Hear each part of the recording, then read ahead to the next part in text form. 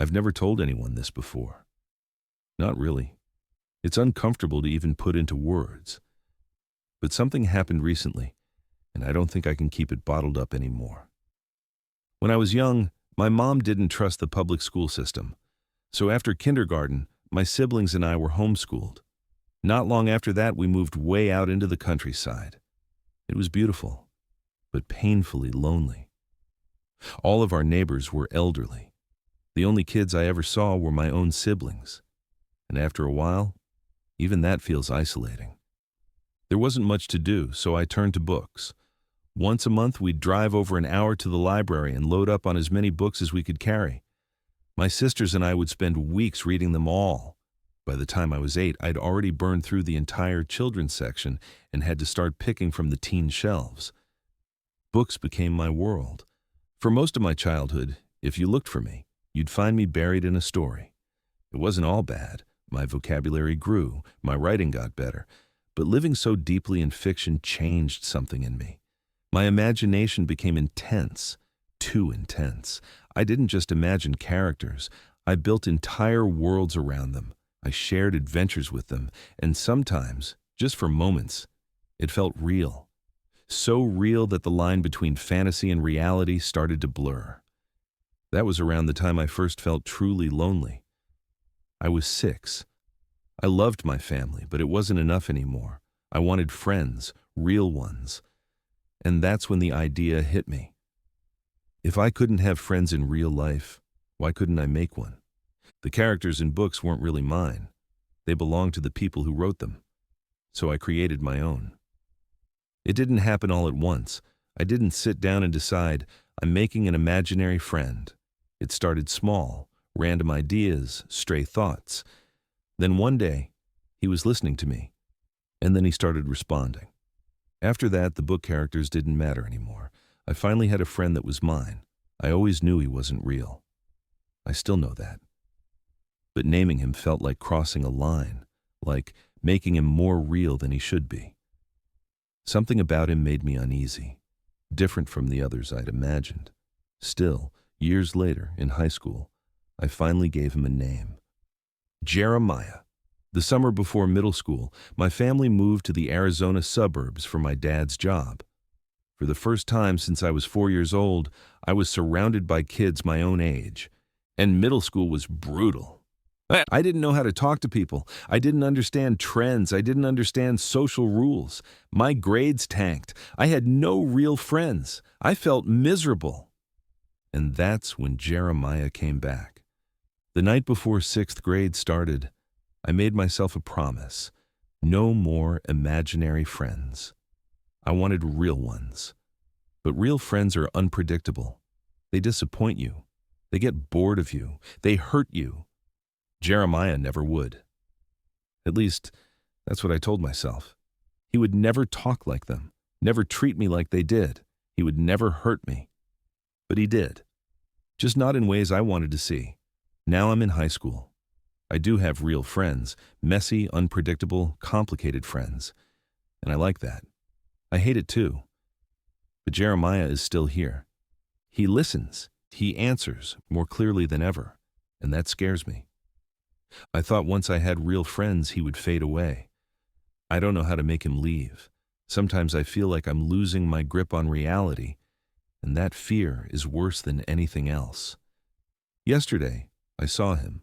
I was sitting at my desk, drawing on my tablet near my bedroom window, and suddenly, he was there. Outside, right on the other side of the glass. I didn't see him directly, not fully, just in the corner of my eye. But he wouldn't leave. I wanted him to. I begged him to in my head. But he doesn't listen like he used to, not until I said it out loud. Stop looking at me. That's when he disappeared. But I know he'll be back. I can't tell anyone about this. They'd think I was insane. Maybe I am. I don't know anymore. The not knowing hurts. But the fear hurts more. And this is the worst part. I think part of me doesn't want him to go. 'Cause if he does, that means I'm alone again. Does he know how afraid I am? Does he care? He can't. He isn't real. So why does it still hurt like he is? I don't even know why I'm sharing this. I just needed someone, anyone, to know. I feel like he's coming back soon, and I don't think he's going to be kind this time. I don't know what I'd do in this next situation. Let me know your thoughts in the comments. Trigger warning for abuse, neglect, and suicidal ideation. I've been through a lot in my life. Enough that, most days, I honestly don't see much of a future for myself. I carry my own misery around constantly. But somehow, I've never met someone who tries so hard to be miserable that being near them actually makes me feel better by comparison. Because she complains. Constantly. Not once in a while, not on bad days, all the time. I've walked out of a room with her in the middle of a rant, come back half an hour later, and she's still going, same tone, same anger, same cycle, every single day. I understand being unhappy. I really do. But at some point, you stop being trapped in it, and you start choosing it. This is the same person who called me a failure for finally snapping back after she started screaming at everyone because my siblings made a mess. The same person who whipped me with a belt afterward. The same person who told my dad, who molested my sister, along with my mom and the police, that I tried to hit her, when all I did was raise my hands to protect myself. I've never laid my hands on anyone, and yet somehow, I was still made to look like the monster. She wonders why everyone eventually kicks her out, why people can't stand living with her. She does help sometimes, I won't deny that. But being around her feels like standing in the middle of a storm that never stops. Even something small, like getting into a car, turns into instant road rage, instant fury. And this all comes from someone who calls herself a good Christian, someone who recommends God as the solution to everything, while radiating anger, bitterness, and hostility everywhere she goes. And sometimes, I hate admitting this, but I think the world might actually feel lighter without her in it. And what scares me is that I barely feel guilty thinking that anymore. I can't even summon this much anger toward the people who directly abused me. But the constant proximity to her, day after day, just drains everything out of me. I don't feel good saying this about someone who's suicidal, I really don't, but she's in her mid-30s now. At some point, you have to take responsibility for your own life. You can't keep setting fire to every room you walk into and blame the smoke on everyone else. This next story, the saddest one yet. Let me know what you think. Trigger warning for drug use and suicide. I'm 21 now. Last summer, I damaged my brain because of drugs. I won't go into exactly what I took, but the result is the same. My cognitive abilities have never been the same since. I have bipolar disorder, and at the time, I was coming out of an episode. I wasn't psychotic, but I was definitely elevated. At my college, the drug culture was normalized, and when you're manic, you convince yourself bad ideas are actually smart ones.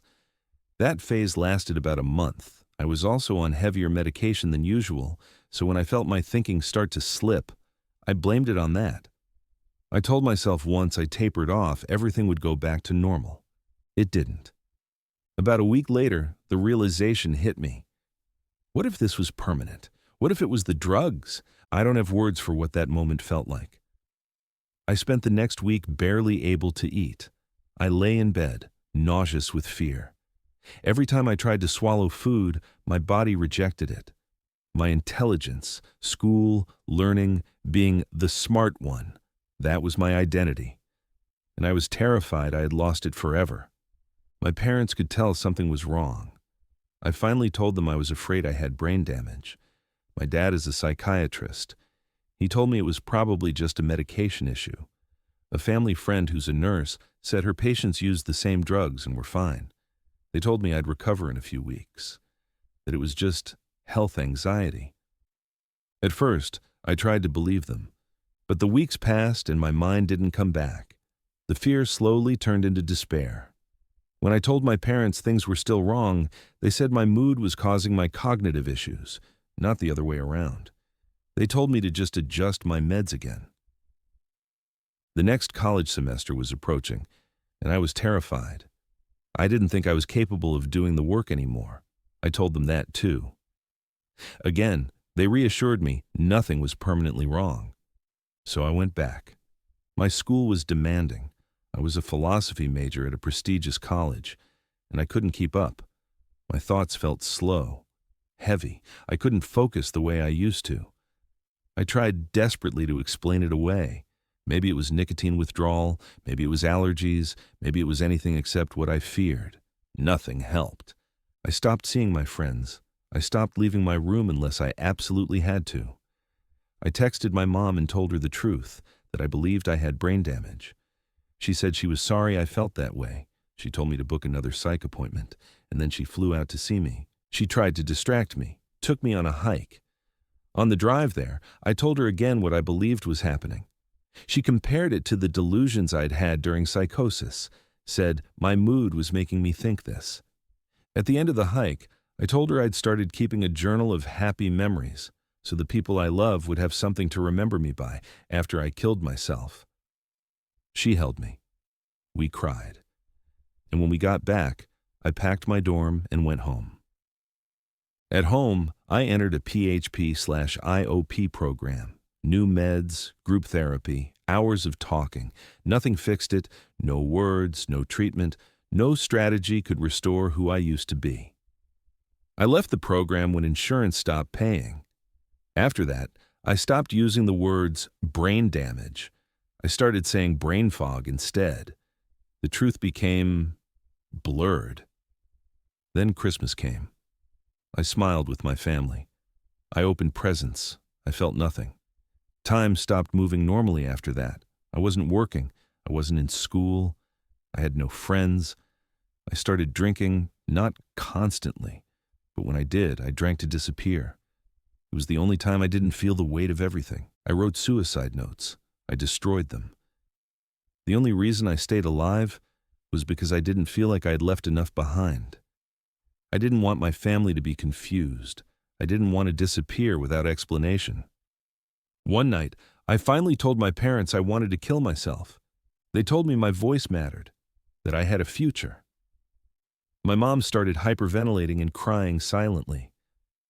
After that, they found another treatment program, far away, incredibly expensive, and sent me there. I didn't expect it to help, but I went. And while I was there, I actually felt lighter. I made friends. I laughed for the first time in a year. But every night when I was alone again, the hopelessness came back. I obsessed over how everything could have gone differently. Every single night for a year, I've gone to bed thinking about my brain, about the damage, about the life I lost. I miss being able to just sleep. When the program ended, I left with slightly better executive functioning. I learned that community matters to me, but it still felt like my parents had spent a fortune on what was essentially pain management. I felt terminal.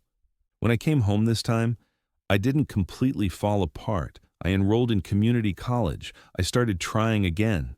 Some days I even feel okay.